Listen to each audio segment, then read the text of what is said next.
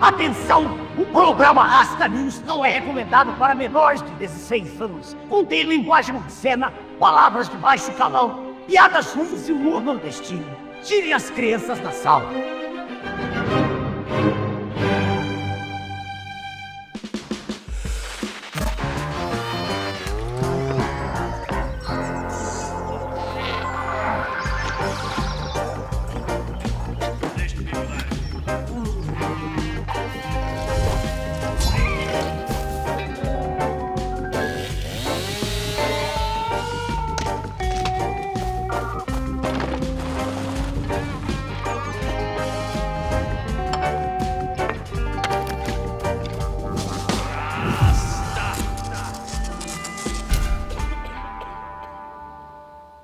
Boa noite, embaixadores.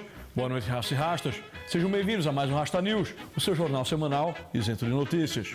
Uma mancha, uma ferida, uma mácula ou apenas um conversê acusatório inventado para fazer o juvenil acordar cedo e andar na linha. No Rasta News de hoje, falaremos sobre o grande tema da humanidade, que quanto mais se tenta colocar para baixo do tapete, tanto mais torna a aparecer com os disfarces, que confundem as aparências e disfarçam as evidências. No Rasta News de hoje, pecado original. Desde os tempos mais primórdios, quando a serpente estava aí, homem e mulher trocaram a comunhão com a verdade de seu Criador por um conversê, uma falação, uma chalaça. O chalaça foi um cara muito metido que ficou famoso porque foi o primeiro puxa-puxa deste país. Todo mundo abria a porta e falava tchau, laça, e ficou tchau, laça. Desde este momento tão mítico, este fato, tão batatal quanto as asas de uma travesti, deu asa a uma queda que vem levando os homens humanos ao despautério e ao desarrazoamento. Esta privação leva ao vivente a ser capaz de agir em direção a um resultado que é completamente oposto ao que ele acredita estar buscando.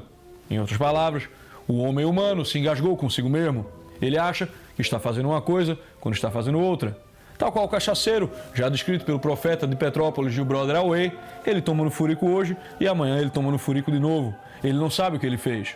A morte de Nosso Senhor na cruz ilustra isso com o perdoai-os. Eles não sabem o que fazem. Dos que agiram para provocar a morte do Nosso Senhor, alguns achavam que estavam matando um arruaceiro, um agitador, o tal revolucionário, pecha que os inimigos da igreja tentam colocar em Jesus para fingir com ele uma amizade ao mesmo tempo em que age para destruir a sua obra e a sua família. Outros achavam que estavam crucificando um blasfemador, um homem qualquer que estava buscando tomar o lugar de Deus, quando na verdade era o próprio Deus, fonte de toda a ordem, verbo divino, que eles estavam achando que conseguiam matar. A história da paixão de Nosso Senhor é repleta dessas ironias, como quando Pilatos o apresenta ao povo com a sua coroa de espinhos, esfolado e humilhado, e diz, eis aqui o homem. Como quem diz assim, né, tipo, porra, meu irmão, é por isso que vocês estão delirando aqui, espumando pela boca? Com aquela empáfia tão típica daqueles que são capazes de ignorar a verdade, justamente quando ela é mais evidente. A este tropeço no frango primordial, esta ruptura formal com a justiça divina, toda a atividade profética e a sabedoria das grandes religiões chamam de queda. A causa desta queda é o que chamamos de pecado original. O pai da ironia na Terra. Talvez tenha sido por uma necessidade de ironia que o Criador, autor de comédia que é, permitiu que o homem assim escolhesse. Ele precisava de ironia, mas essa não condizia com a sua natureza perfeita. Então, ele foi lá e criou a gente, de nível nem alto nem baixo de perfeição, e a gente fez o resto. Quando pensamos em pecado, pensamos sempre naquilo que confessamos, um ato consciente da vontade, em dissonância com a harmonia original, nunca como algo inevitavelmente herdado, né? E isso é bem verdade para todos os pecados que reconhecemos e confessamos. Menos esse. Esta primeira transgressão é algo tão sério, uma escolha tão irreversível em um nível tão fundamental de humanidade, que não é apenas o primeiro homem e a primeira mulher que nele tomam parte, é a nossa própria natureza, que resolve meter um olé na ordem divina e divorciar-se dela para seguir seu próprio caminho. Adão, além de ter sido o primeiro gadão, foi também o primeiro migtal.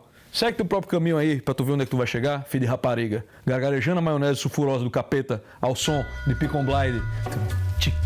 Divorciado da verdade, o homem caído, corno e cruel, torna-se dado ao pasmatório e à bigodagem. E uma de suas principais características que afirmam a batatalidade do pecado original é precisamente a negação do mesmo.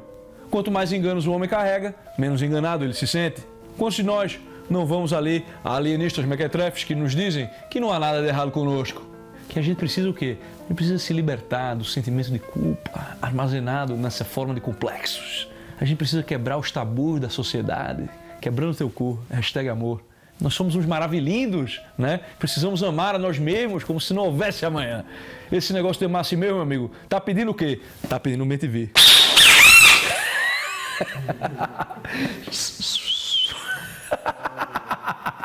Acontece que essa autolisonja e a ênfase no homem como se ele fosse fundamento de si mesmo, chefe de seu destino, formador de seus próprios valores, longe de qualquer cócegas nessa condição original, muito pelo contrário, a acentua quase que irremediavelmente. O homem continua a sentir que algo fundamenta errado com ele, mas ele não consegue mais olhar para si mesmo e reconhecer a mancha. Então, ele parte para culpar os outros. É o famoso, a culpa é minha e eu boto ela em quem eu quiser. É culpa de todo mundo, menos minha. Jean-Jacques Rousseau, covarde francês e broxa, vai dizer que o homem vem do estado de inocência, que ele nasce livre e vive por aí agrilhoado por conta de uma sociedade que corrompe este estado de inocência. Sociedade essa criada por homens que também nasceram livres e inocentes. Você vê isso aí no jovem místico de hoje em dia, né? Vive buscando o tal do bom selvagem, né? Aquele paganismo bom, a sabedoria ancestral, toda essa ancestralidade de um passado em que o homem vivia em harmonia com a natureza, com as raposas, com as baleias e com as raparigas, né? Antes da crueldade do homem branco. A América de hoje é assim, ninguém acredita no pecado original. Essa aí é uma mera superstição, esta culpa católica a ser exorcizada na terapia. Tem até um termo aqui em inglês tipo recovering Catholic, que é quando o cara se recupera do catolicismo e ganha ali uma vaga no inferno. Mas todo mundo acredita que o país foi fundado por brancos amaldiçoados e que esta maldição transcorre pela história, perpassa e contamina todas as instituições e todas as relações humanas. Veja que eu não estou aqui dizendo que a sociedade não tem os seus pecados originais. Mas como é possível, meu filho de rapariga, que você nega ele no homem e você atribui ele à sociedade? Hein, minha pomba voadora? Aí os caras ficam procurando o quê? Ficam procurando a sociedade ideal, onde isso não acontecerá com o homem. E vão se inspirar o quê? No surubismo dos macacos bonobo. A gente tá quase lá, né? Só falta transformar o homem em um macaco bonobo. Os caras, meu irmão, os caras estão tentando devolver o homem pro Jardim do Éden, porra. Vocês não percebem que é isso que vocês estão fazendo, não, seus porra? Só que aí, para devolver ele pro Éden, eles tentam vestir ele de algum bicho que eles acham que ainda tá vivendo lá. E olha que a tal fonte de inspiração disso aí é o quê? É a era das luzes, meu amigo. É a era da razão. É a era da minha na tua mão, né? Ou então, vê esses caras aí, né, que criticam os efeitos do pecado original ao mesmo tempo que eles negam a mesma ordem contra a qual o homem se rebelou. Você vai ver esses marxistas aí, ó, tudo ateu, né? Tudo ateuzinho. Os caras estão sempre falando o quê? O fetichismo natal da sociedade de consumo, onde os meios de comunicação, a propaganda, eles fazem o quê? Eles manufaturam desejos, seguindo o quê? A mesma lógica da produção. Que vai manufaturar os meios que prometem satisfazê-lo. Então é assim, quanto mais produção, mais desejos e mais meios prometendo satisfazê-lo. Olha, meu amigo, quando Dostoiévski falou que Alyosha, se ele não fosse monge, seria comunista, era desse tipo de coisa que ele estava falando, porra. O que é essa tendência a desejar aqueles bens que o homem pode perder contra a sua própria vontade? Bens temporários. É a concupiscência, minha pomba. E o que é o pecado original, materialmente falando? Quando a nossa vontade se volta contra a justiça divina, o que é que acontece com os nossos apetites? Eles se voltam a bens temporários. E o que porra é isso? É a concupiscência, minha pomba.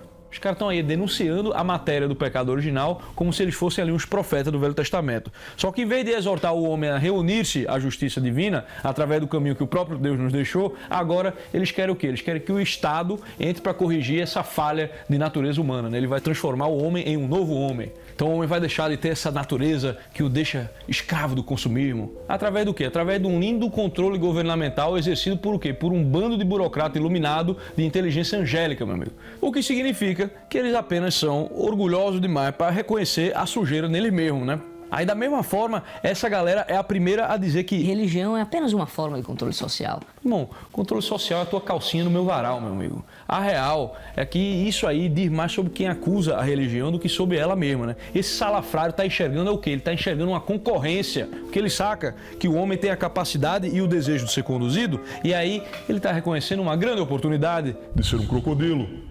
Quando o cara se fecha aí para a ordem que o transcende, negando este tuberoso dado da realidade, a questão do amor ao próximo vira basicamente um... Se ele tá afim de um engano pra chamar de seu, é melhor que seja eu. É o xirrim xirrion do diabo, meu amigo. Xirrim para que as coisas venham e xirrião para que desapareçam. Entra o totalitarismo, xirrim. Sai a redenção, xirrion.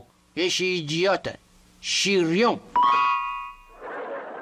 E tem aquele que, eu não sei se são os piores, mas é ruim, viu, bicho? Que não só o pecado original, eles querem abolir também a ideia do pecado de uma só vez, né? Então esses aí são os adeptos do nada errado se te faz feliz. Vai lá. Assinado Satanás. De alienistas enlouquecidos que advogam que não existe pecado, mas apenas desejos que desafiam os tabus. É preciso quebrar o teu cu, né? São apenas desejos cuja energia psíquica vai formar complexos, né? Há outros relativistas também que dizem que o bom e o mal, o certo e o errado é apenas o produto da opinião pública, visando a manutenção da espécie. Mas eles esperam muito bem que quem escuta esse papo participe da opinião pública que valida esse converser como certo.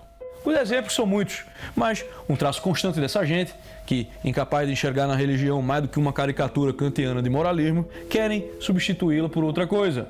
E é a seguinte: esses caras são tudo moralista, porra. Basta você dar uma olhada na indignação moral com que age um cara que é politicamente correto, um moderninho desses aí. Irmão, tudo é convenção social, tudo tem sua origem nas estruturas de poder. Não há um fundamento válido pra porra nenhuma, apenas o que os homens com poder conseguem convencer ou impor a outros homens. Mas com a outra mão ele vem aqui, ó, tome aqui o meu catecismo com os pronomes corretos a serem utilizados, com as expressões corrigidas para que você não seja um homofóbico, um racista, um sexista. Tome aqui, ó, um broche com a bandeirinha certa para você colocar na roupinha e sair na rua. E tome aqui, ó, a cartilha de tudo aquilo que você deve odiar.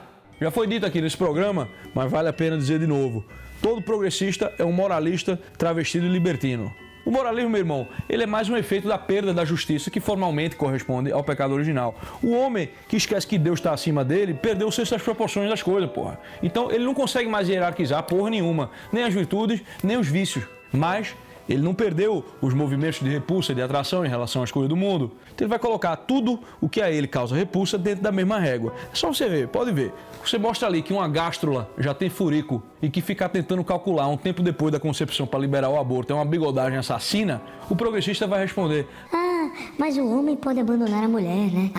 É pró-vida, mas depois que nasce, foda-se, né? É como se essas omissões em fazer o bem com quanto pecados, o que ele é capaz de reconhecer porque o nega, fossem tão ruins ou iguais a matar um inocente. Ou então, porra, eu lembro quando eu fui lá no Redcast, né, do Junior Masters, o CampariCast.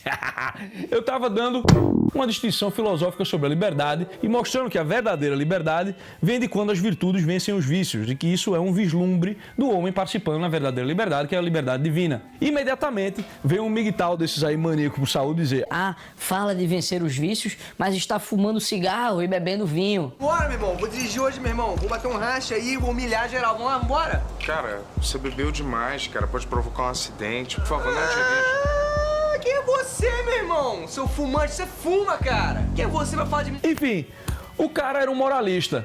Mas o esquerdista desconstruído, que quer dar a leitada em geral, e quando engravida ele diz que foi um acidente, afinal ele estava esperando um iPhone 8 Plus, esse aí é também um moralista travestido de libertino. O moralismo é a perda da sutileza e a morada da estupidez.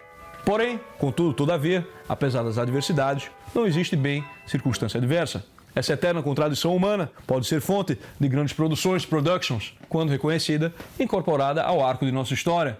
A história de um homem só começa quando ele reconhece essa mácula fundamental. Saber que somos todos criaturas caídas, frequentemente abaixo de nossas circunstâncias, nos faz capazes de evocar algumas das mais singelas emoções humanas.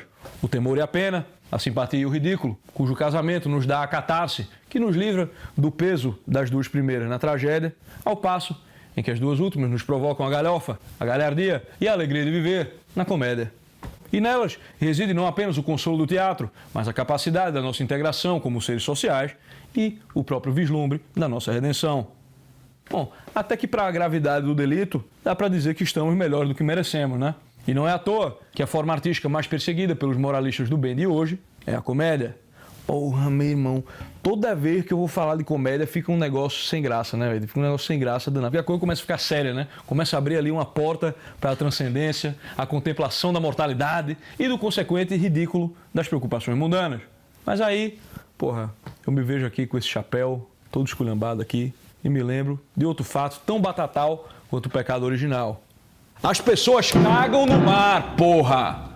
O reconhecimento do pecado, o exame de consciência e a confissão são capacidades humanas das mais nobres. Elas são não apenas a base de um conhecimento genuinamente científico, o fato, a análise e a articulação destes com a perspectiva, como também são a base de toda a filosofia, isto é, como já definiu o filósofo, a busca da unidade do conhecimento na unidade da consciência e vice-versa.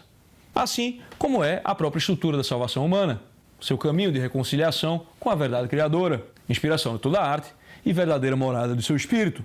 Aquele que nega o fato do pecado e busca justificar os seus em vez de confessá-los, abandonou o caminho estreito e sinuoso da sabedoria pela infinita highway da bigodagem. E falando em bigodagem, é hora do nosso troféu bigodagem. E o nosso troféu bigodagem de hoje não poderia ir para outra pessoa que não ele, Pelágio. O Pelágio foi um teólogo e asceta contemporâneo do nosso Agostinho Rochedo de Hipona. Pouco se sabe sobre as origens dele, mas a maioria das fontes dá a entender que ele é um britânico.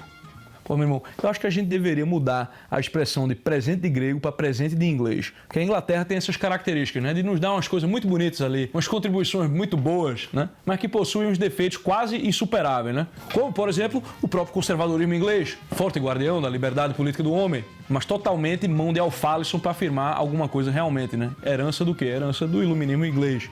É iluminismo inglês e Lorena McNitt, né? Todas essas porra que essas raparigas místicas, né? Que gostam de Wicca, que em inglês quer dizer a minha pica, gosta.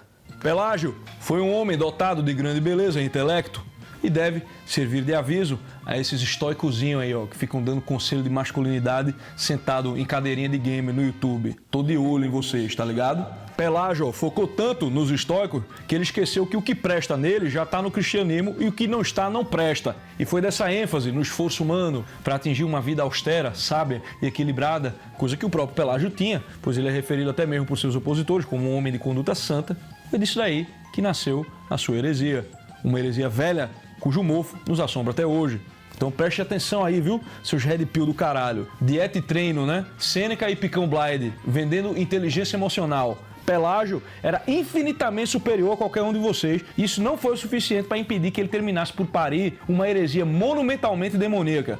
A heresia pelagiana é tão bigodeira, justamente por ter uma aparência anti-bigodeira. Ela quer trazer a responsabilidade pela salvação exclusivamente para o homem. Só que ao fazer isso, ele comete a transferência de responsabilidade de todas as transferências de responsabilidade. Nossa redenção está em Cristo, porra. Tirar dele para colocar no homem é oferecer uma falsa promessa. Para Pelágio, o pecado de Adão foi apenas um mau exemplo. E o sacrifício de Cristo é apenas um bom exemplo para equilibrar a balança. Ou seja, nem o pecado é algo que transformou a própria natureza humana, nem a graça algo que tem uma ação santificante e restauradora. Ele dirá, são loucos os que afirmam que o pecado nos vem de Adão. Uma afirmação repleta, né, de notas de prudência e sofisticação. Dá pra você ver até um Armário Gordela ali, ou um Levando Meu Pau, falando uma dessa aí num debate com algum artista ateu sobre religião, né? Então, Pelágio pariu a ideia de que o homem não herdou a queda de Adão, mas nasce completamente livre do pecado, e que cabe a ele apenas agir com sabedoria e ascetismo para alcançar a santidade. Só que ele afirma isso, meu amigo, ao mesmo tempo que ele diz o seguinte, Somente pela fé Deus justifica a conversão dos ímpios. Irmão, isso aí não faz o menor sentido, né? Pô, meu, eu posso ter as minhas discordâncias aí com os protestantes, mas pelo menos os caras têm 5 solas ali para se complementarem, né? O Pelágio meteu o sola fidei e deixou a graça divina de fora. Porra, meu irmão, se solas de guitarra não vão me conquistar, não é uma putaria dessa, né? Graças ao bom Deus, nesta mesma época, tivemos Agostinho Rochedo de Hipona, que respondeu a essas e outras heresias. Mas isso não impede que de tempos em tempos venha algum moderninho querendo ser o bonzão, arrotando alguma heresia mais velha do que a posição de cagar. A Pelágio devemos Rousseau, Karl Marx, Revolução Francesa, Revolução Russa, milhões de mortos e frase de autoajuda de rapariga do Instagram que bota "Você é perfeita do jeito que é". A Pelágio, por todo esse despautério, o nosso troféu Inquisição de bigodagem. Rasta, o que pensa sobre a relação de Cármides e Sócrates? Acho based. Red Pill e Based. Na antiguidade ali, ó, banho dos campeões, a galera na broderagem, todo mundo filosofava ainda. Estava eu ontem filosofando. Parava pra ouvir, entendeu? Tava todo mundo interessado. Na modernidade é o quê? É um monte de cara falando pra si mesmo, querendo pegar mulher, ninguém filosofa. Rasta, onde encontrar um bom moço para casar? No jogo do Santa Cruz, minha filha. Mas Rasta, o Santa Cruz tá sem divisão, ele não vai jogar mais. Por isso mesmo.